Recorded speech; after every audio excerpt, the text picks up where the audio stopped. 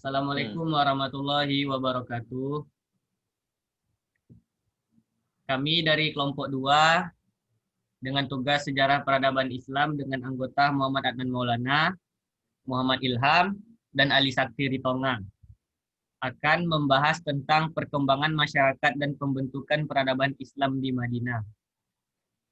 Baiklah, adapun yang pertama yang akan mempresentasikan bagian yang pertama adalah Ali Sakti Ritonga. Kepadanya saya persilahkan. Ya, terima kasih kepada saudara kami Adnan. Assalamualaikum warahmatullahi wabarakatuh. Perkembangan masyarakat dan pembentukan peradaban Islam Madinah. Dipilihnya Madinah sebagai tempat berhijrah bagi Rasulullah Shallallahu Alaihi Wasallam karena Rasulullah melihat secercah peluang untuk kemajuan Islam. Maka sebelum beliau berhijrah ke sana, beliau mengutus salah seorang sahabat yang bernama Mus'ab bin Umair, salah seorang sahabat cerdas untuk mendakwahkan Islam terlebih dahulu kepada para penduduk Madinah. Dan betul saja, dalam kurun waktu 1 bulan saja, dakwah yang disampaikan oleh Mus'ab bin Umair diterima oleh hampir keseluruhan penduduk Madinah di masa itu. Kemudian bagian B, kedatangan Rasulullah Shallallahu Alaihi Wasallam. Nabi Muhammad keluar dari rumah pada malam 27 bulan Syafar tahun ke-14 kenabian. Beliau menuju rumah Abu Bakar terlebih dahulu dan keduanya berangkat bersama-sama ke Yasrib. Seusai melaksanakan sholat Jumat, Nabi Muhammad memasuki kota Yasrib. Pada saat itu, nama kota Yasrib diganti menjadi Madinatul Rasul atau kota Rasul. Lalu lebih mudah disebut sebagai kota Madinah atau Madinah juga berarti kota. Setelah mengetahui Rasulullah Shallallahu Alaihi Wasallam sampai di Madinah, penduduk Yasrib berbondong-bondong keluar rumah hendak menyambut kedatangan Nabi Muhammad Shallallahu Alaihi Wasallam, baik pria maupun wanita. Mereka telah mendengar berita tentang beliau hijrah, tentang Quraisy yang hendak membunuh beliau, tentang ketabahan beliau selama menempuh padang pasir yang panas, dan ajaran Islam yang mulia, ajaran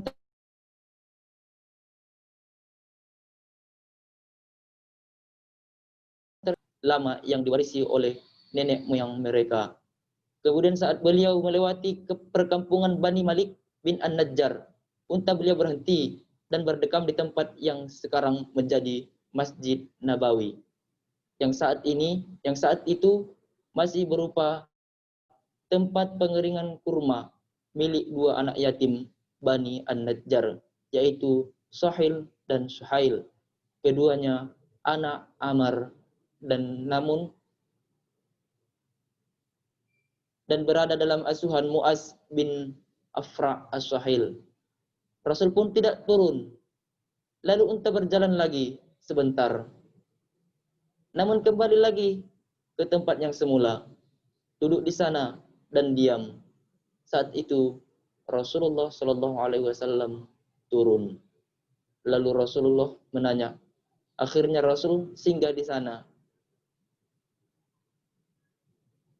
Dan dia bertanya, siapakah yang rumahnya paling dekat dari tempat ini? Maka dijawab oleh Abu Ayyub, saya ya Rasulullah.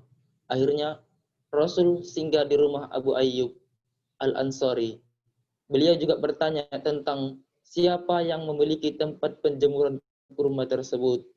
Maka dijawab oleh Mu'az bin Ar-Araf, wahai Rasulullah, tempat penjemuran tersebut milik Sahil dan Suhail, keduanya anak Amr, keduanya anak yatim dan masih keluargaku, dan saya kerelaannya. Kemudian jadikan tempat tersebut sebagai Masjid Nabawi. Baiklah, terima kasih kepada Ali Sakti Ritonga yang telah menyampaikan bagian A dan bagian B. Selanjutnya, pembacaan bagian ketiga atau bagian C yang akan dibacakan oleh Muhammad Ilham. Kepada Muhammad Ilham, saya persilahkan dengan segala hormat. Ya, terima kasih saudara kita Muhammad Adnan.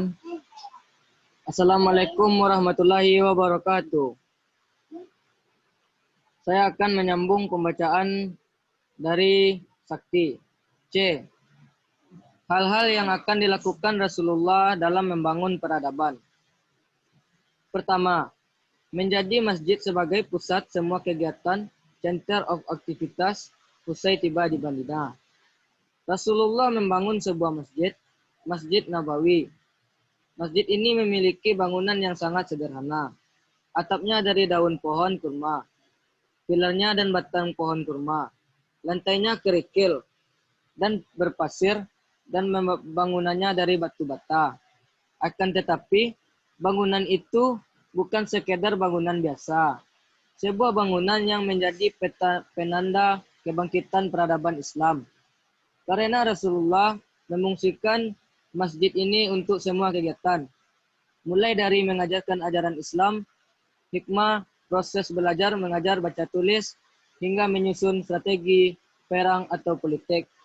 Semua diadakan di Masjid Nabi. Bukan hanya untuk sholat saja. Singkatnya, Rasulullah menggunakan masjid sebagai tempat pertemuan dan pembinaan umat. Kedua, membangun persaudaraan antar sesama Muslim.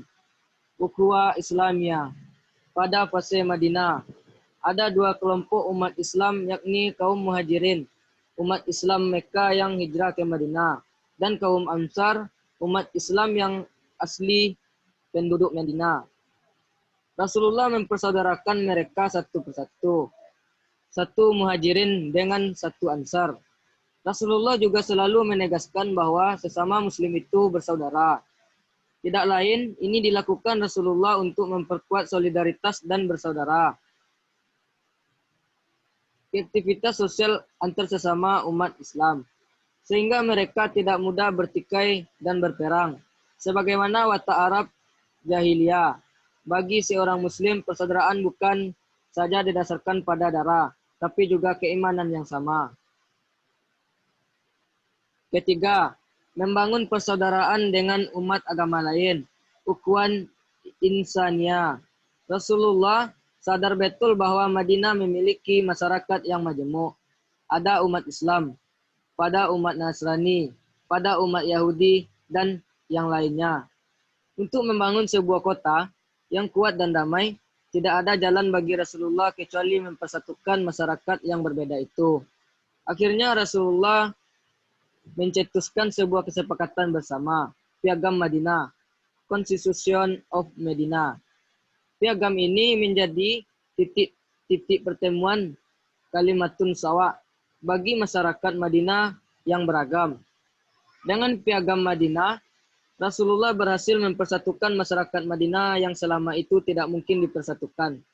Piagam Madinah menjadi konstitusi pertama dalam membangun masyarakat yang bineka berdasarkan nilai-nilai kesejahteraan dan keadilan bersama.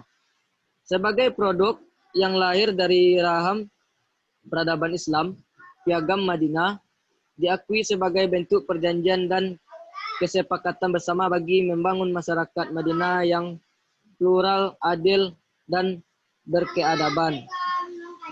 Piagam Madinah yang disusun Rasulullah itu dinilai sebagai konstitusi modern di zamannya, atau konstitusi pertama di dunia dan memiliki 47 pasal. Baiklah, terima kasih kepada keadaan Madinah yang telah membacakan bagiannya.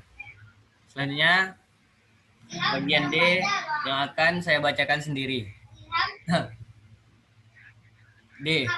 Keadaan Madinah setelah Islam datang. Setelah Rasulullah menetap di Madinah, beliau dan para sahabat tidak sepi dari aktivitas membangun masyarakat yang islami. Syiar-syiar Islam terus disebarkan melalui dakwah-dakwah para sahabat yang dikirim Nabi ke penjuru negeri. Syiar-syiar Islam terus didakwahkan tidak hanya di Madinah saja, namun sampai ke penjuru negeri melalui para sahabat yang dikirim oleh Nabi Shallallahu Alaihi Wasallam. Dan pada saat itu Madinah termasuk salah satu negara atau kota yang sangat diperhitungkan oleh bangsa-bangsa lain. Baiklah teman-teman sekalian, mungkin hanya ini yang dapat kami sampaikan dari presentasi kami. Lebih dan kurang kami mohon maaf. Akhirul kalam. Assalamualaikum warahmatullahi wabarakatuh.